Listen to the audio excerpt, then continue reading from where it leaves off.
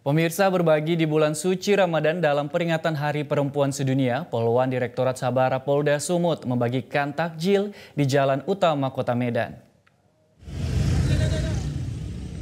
Dengan membawa puluhan paket berbentuk kemasan yang berisi sejumlah makanan dan minuman ringan, takjil langsung diberikan ke pengendara yang melintas di area utama jalan di Kota Medan. Satu persatu pengendara, sepeda motor maupun roda 4 berhenti untuk mengambil takjil yang sudah tersedia. Banyak pengendara yang dominan dari ojek online, supir taksi online, penarik becak motor, hingga supir angkot yang datang untuk mengambil takjil ini. Menurut pekerja angkutan umum yang merasa telat saat berbuka puasa, takjil yang diberikan ini sangat membantu di tengah kesulitan masyarakat Kota Medan.